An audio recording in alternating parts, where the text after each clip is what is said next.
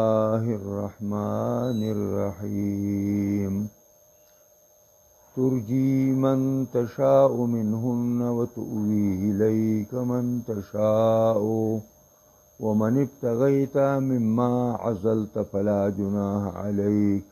ذلك أدنى أن تقر أعينهن ولا يحزن ويرضين بما آتيتموهن كلهن والله يعلم ما في قلوبكم وكان الله عليما حليما لا يحل لك النساء من بعد ولا أن تبدل بهن من أزواج ولو أعجبك حسنهن إلا ما ملكت يمينك وكان الله على كل شيء رقيبا صدق الله مولانا العظيم دا پدې آیاتونو کې مخکې آیاتونو کې الله پاک پیغمبر خدا صلی الله علیه وسلم ته یو زیر ورکو او یو اسانی پر راوستا او هغه دا ده چې ته چې کومو زنانو ته ستا اراده وي نو ته ورسره نکاح کولی شي او خاص کر داسې زنانه چې راشي او تا ته ځان بخي نو د هغې نکاح ستا لپاره جایز دی بغیر د مهر نه او بغیر د ولي نه او دا خالص ستا لپاره دی ستا د امت لپاره نه دی که امت کې یو سړي خواته زنانه راغله او هغه ورته ځان باخه چې خیر یې مال مهر مه راکوه نو دا نکاح نشي کېدی د امت لپاره بغیر د مهر نه نکاح نه کېږي که مهر یې ذکر کړی نه وي نو هم نکاح شوی دی خو مهر مثل لازم دی مهر مثل دا دی چې دوی په کورنو کې د زنانو څونه مهر دی د دې نو په دې آیات کې ورته الله رب العزت یو تخیر ورکوي او هغه اختیار دا دی چې ترجي من تشاء رستو کوه ته هغه چې ستا خوښه شي د منهن د دې زنانو نه یعنې معنا دا ده که د هغې لپاره لمبر نه ورکې او نه مقرره هغه ځان ترن نه رانږدې کې نو هم ستا خوښه ده او وتؤوي الیک من تشاء او ټکانه ورکوه ځان ته هغه او زم که ځان ته هغه د دې زنانو نه چې ستا خوښه شي نو دا اختیار الله تعالی پیغمبر ته ورکړ چې ستا ګڼې زنانه دي که کومې ته د ځان نه ډډې ته کوي او هغې ته مطلب دا دی چې هغې سره مزاجعت او ډډه نه اچې نو ستا خوښه ده او که کومې دي کې ته ځان ته رانږدې کوي نو دا هم ستا خوښه ده تا ته دې کې اجازت دی حالانکه دا په امت کې د یو سړي ګڼې زنانه دي نو هغه ته دا اجازت نشته چې هغه دې دا یوه پرېږدي او دې له دې خواله نه ورځي او د یوې سره د بودوباش او قور کوي بس نه نه دا صرف دا پیغمبر خدا صلی الله علیه وسلم ته الله دا ورکړی او ومن ابتغیت ممن عزلت او که ته راغواړې او طلب کوي ممن د هغه زنانو نه عزلته چې تا پریښې ده یعنې تا هغې سره دا ازدواجي تعلق ختم کړی دی خواله نه ورتلي او اوس تا اراده وشي چې یاره زه دې ته دوباره ورځمه نو فلا جناح علیکا پیغمبره په تا باندې په دې کې څه بوج او ګناه نشته دی دا اختیار تا ته الله تعالی درکړی دی خدا بلا خبر ده چې دا اجازت الله پیغمبر ته ورکو چې په بیانو کې کومه د ځانه ډډې تکې او کومه که ځان ته رانږدې کې او که کومه دې ډډې ته کړې ده او دوباره یې ځان ته رانږدې کوي پیغمبره تا ته ستا خوښه ده لیکن نبی علیه السلام په دې خوښه باندې عمر بر عمل نه دی کړی اگر دی باوجود ټول بیبیانو ته یو شان تقسیم وکړو یو شان نمبر و د ټولو یو بل سره بودوباش او ژوند به یو شان تېرو بس دا د هغې هغه زرین اخلاق او د هغې هغه انتهایي ترحم و چې هغې ته الله اجازت ورکړی دی او د هغې باوجود هغه دغه اجازت باندې عمل نه کوي او په عظمت باندې عمل کوي او هرې بیبي سوا د یو بیبي نه چې هغه سوده وه دا ډېره بوډۍ شوې وه نو نبي علیه السلام ته وویل چې ګورې ما طلاقه نه کړي زه دا غواړم چې قیامت کې ستا په بیبیانو کې راپاسم او زه به خیر دی زما دا شپه چې کومه ده دا ما عایشې له ورکړله نو عایشې ام المؤمنین ته هغې خپله شپه بخلې وه دا یو خبره ده او ذالک دا تخیر تعالی موږ ولې درکو دا اختیار تعالی موږ ولې درکو دا ذالک دا تخیر او اختیار ته دې دپاره میلاو شو ادنا ډېره قریبه ده ان تقر اعینهن چې یخې به شي سترګې تاسو یې سبق د اول نه پاسئ نو به تاسو یې سبق نه پوهېږئ خدای به نګام د اولو ټکو نه مه ځئ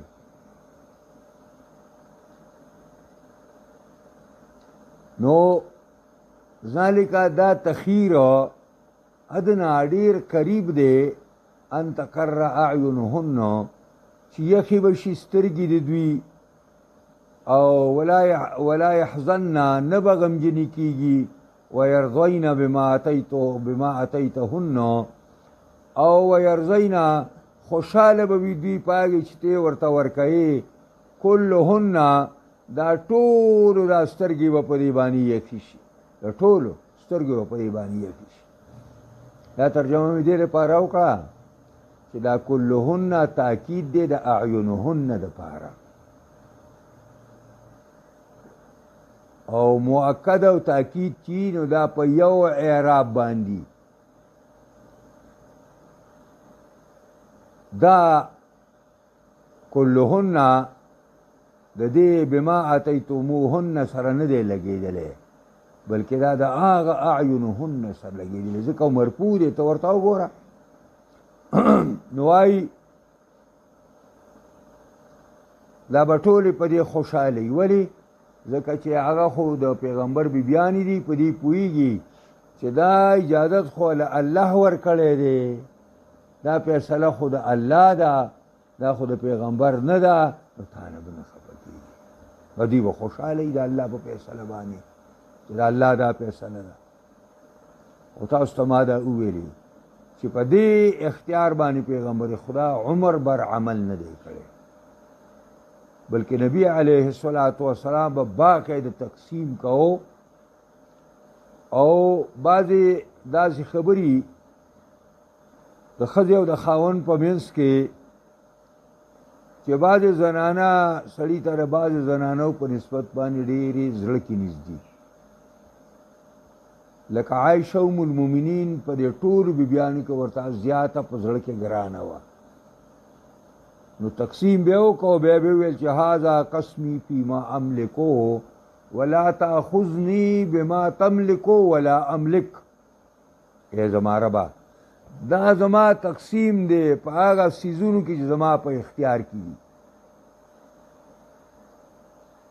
او ربا ته چې د کوم شي مالک او زه مالک نه یم په هغې باندې ما ونیسې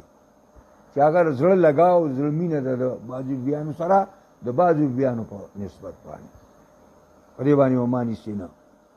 دا دعاګانې به نبي کریم صلی الله علیه وسلم کولې او وکان الله علیما حلیما دی الله پویا الله ته هر څه معلوم دي او حلیما الله بردبار دی دا اجازت الله تعالی پیغمبر ته ورکړ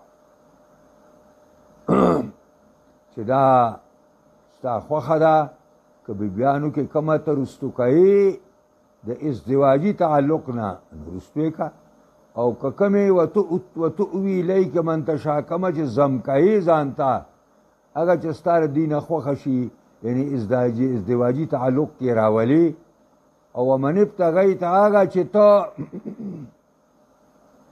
او هغه بیبي چې ته وغواړې منهن د هغه بیبیانو نه عزلته چې تا پریښې دی هغې سه ازدواجي تعلق هغې نه دوباره مطالبه کې زما خواته راشه دا هم تا ته جایز ده نو فلا جناح علیک په دې ټولو خبرو کې په تا باندې څه بوج نشته او ذلک دا تخیر ادنا ان تقر اعینهن دا تخیر تا ته ډېر قریب دی دې ته چې یخې به وي سترګې د دې بیبیانو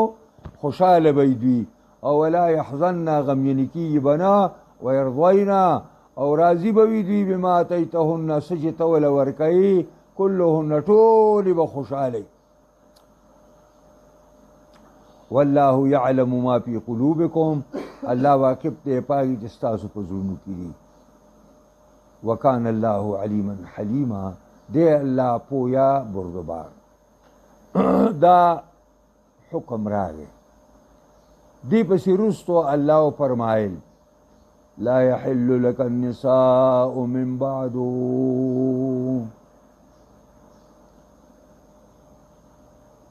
دا اجازت چې ورکړی شو نو رست ورپسې دا حکم راغی چې پیغمبره ستا دپاره حلالي نه دي زنانه من بعدو پس د دې 9 زنانهونه بس ستا دا 9 زنانه دي او دقه ستا دي دا ستا نصاب دی ستا د امت نصاب 4 ښځې دي او ستا نصاب 9 ښځې نو لا يحل لك النساء من بعد تا دپاره د دې نصاب نه رستو نور زنانه حلالي نه دي او ولا ان تبدل بهن من ازواج او نه تا دپاره دا جایز دي چې ته بدل کې په دې باندې نورې بیبیانې معنا دا د دا طلاق کې او دې په ځای باندې نورې والي دا هم ستا دپاره حل ولی دا هغه زنانه دي چې کله تا دې له تخیر ورکو چې الله او رسول او دار آخرت غوره کوي او که د دنیا زیب و زینت غوره کوي نو دې ټولو په یو خوله باندې وویل چې موږ الله او رسول او دار آخرت نو دا اوس داسې بیبیانې نه دي عام طور سره اکراما لهن الله دې اعزاز او دې له ډېر لویه مرتبه ورکړه چې پیغمبر تا لپاره اوس دا جایز دي چې تا خپل نکاح وباسي ولو اعجبک حسنهن اگر که دغه بلې ښځه خوند درکوي تا ته ډول د هغې که دغه نورې زنانه داسې چې هغه ډېرې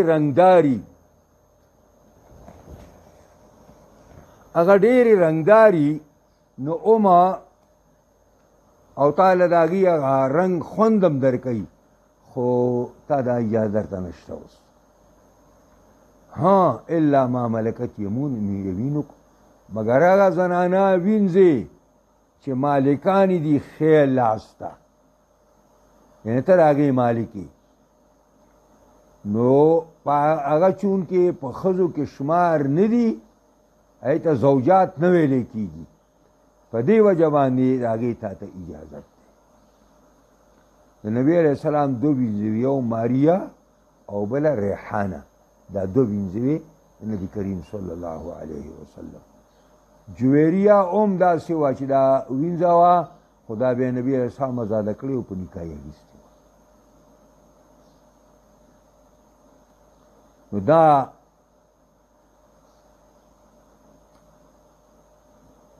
د پیغمبر خدا په دې بیبیانو کې دا یو څو بیبیانې وې دا غیر قریشي وې نو یو پکې دا جویریه وه او بله صفیه وه او بله چې کوم دی نو میمونه وه. میمونه چونکې دغه د طائف نه نبی علیہ السلام په نکاح باندې اخیستې وه، هغه قریشیه نه وه. او صفیه د هغه خیبر کې د یهودو نه ملاو شوې وه، نو هغه اصل نه په دغه باندې وه. او جویریه هم چې کوم دی نو دا قریشیه نه وه. پر نهو بیبیانو کې دا شپږ چې وي دا قریشي وي او دا درې پکې چې کوم دی غیر قریشي وي. دغه عایشه وه، حفصه وه او ام سلمه وه، سوده وه او دارنګې زینب وه. دا پنځه چې کوم دی نو پنځه دي که شپږ دي دا پکې دغه وي قریشي وي.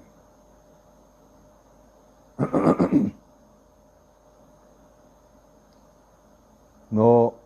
ولو اعجبک حسنهن، اگر که ډول خوند درکوي تا ته ډول لګي، الا ما ملکت یمینک، مگر هغه چې مالکانی خلاصونه ستاسو. او په دې روایت او د حدیث کې راغلي دي، په دې روایت او د حدیث کې راغلي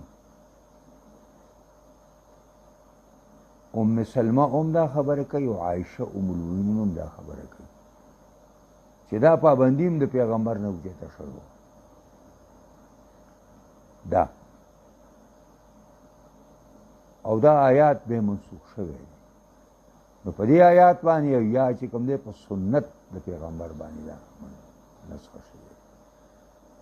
او د هغې وجه بخاري کې دا حدیث دی چې عایشه ام المؤمنین پیغمبر خواته وایي چې لا ارى ربک، ستا پروردګار زه نه وینم مگر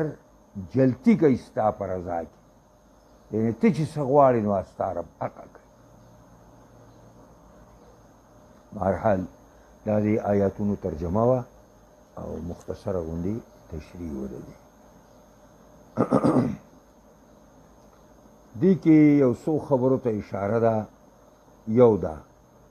بابو اکرام الله تعالی لرسوله،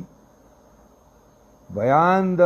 عزت کولو د الله خپل پیغمبر له عزت ورکول بالتيسير والتسهيل عليه لکثرت مهامه، چونکې پیغمبر خدا صلی الله علیه وسلم شان ډېر اوچت دی، ډېر لوی کارونه ورته حواله دي، نو الله په هغه باندې په دې خبرو کې بالکل اساني راوسته.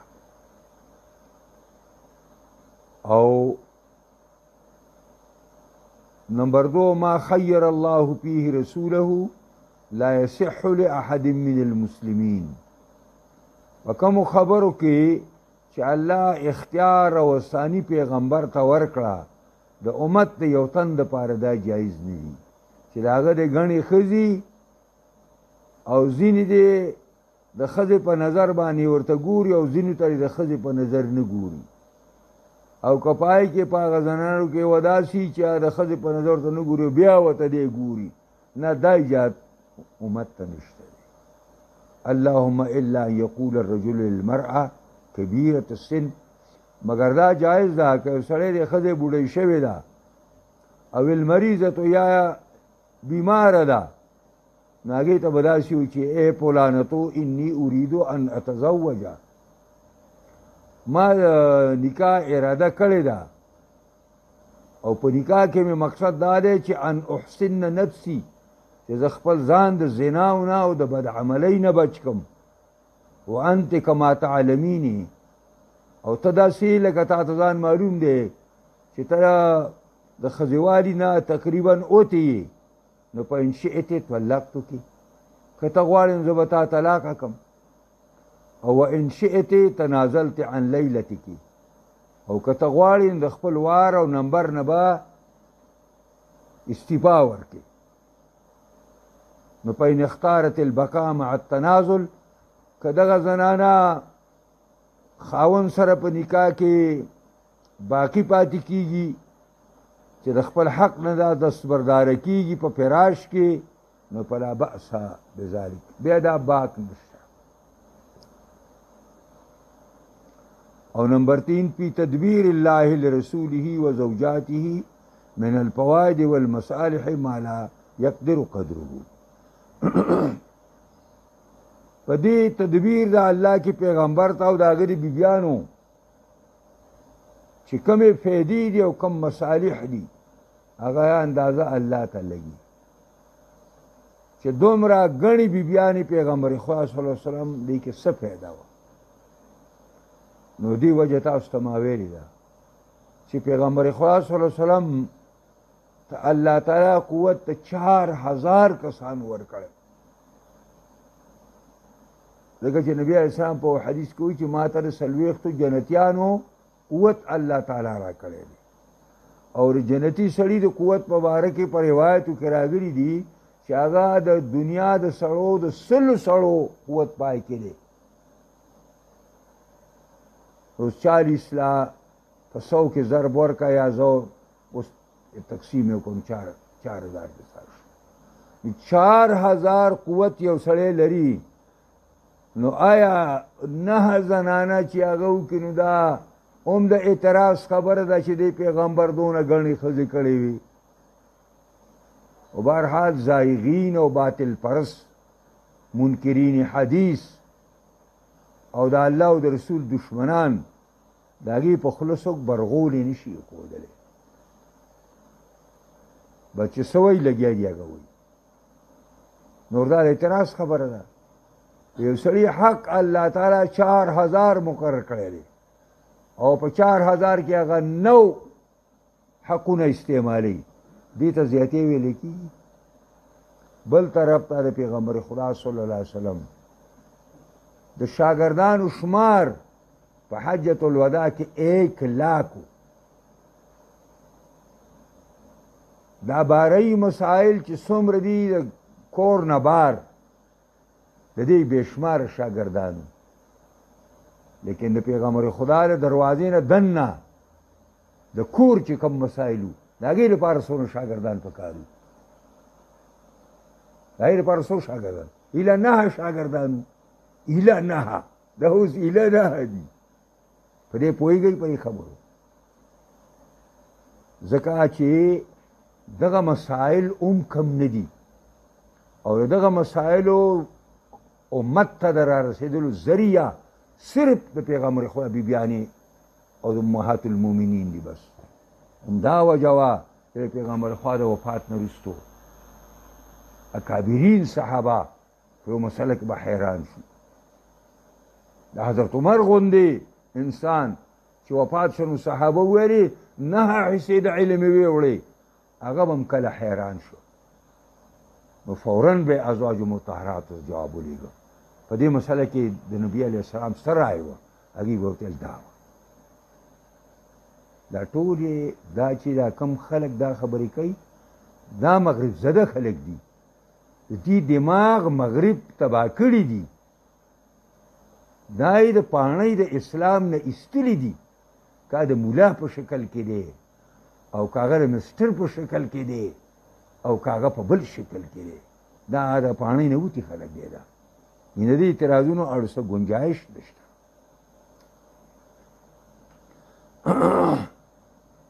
تقریر ما ترکا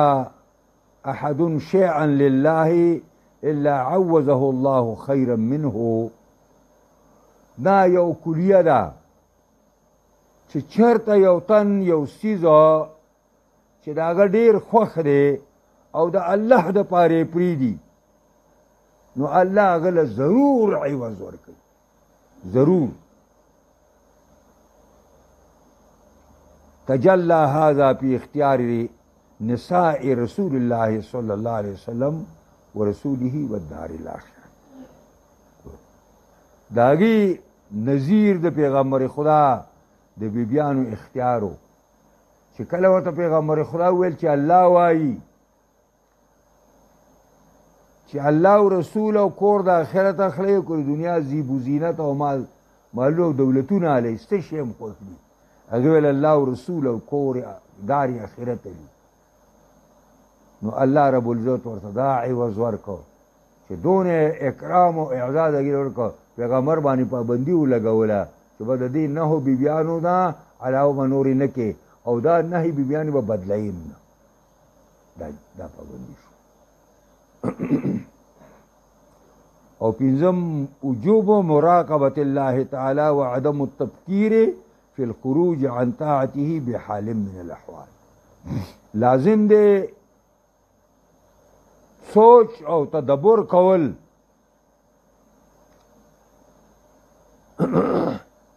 و دی خبره کې واجب مراقبة الله لحاظ د الله وعدم التفکر او دا سوچونه نه کول په وتلو کې د اطاعت الله نه چې هغې لپاره سلار او سبانت لټې چې دا وجه وه چې ما دا کارونه کو او دا وجه چې ما دا کارونه کو بیا دلته امام جزایري په دې باندې په دې کثرت ازدواج باندې چې کوم اعتراض دی نو په هغې باندې تنبیه هام په عنوان باندې پوره تفصیل کړی د هغې خلاصه تاسو ته ووایي الله دې موږ او تاسو په قرآن عظیم الشان کتاب باندې پوهې کړي او دې سره سره دې الله موږ له په دې باندې کامل مکمل عمل کولو توفیق راکړي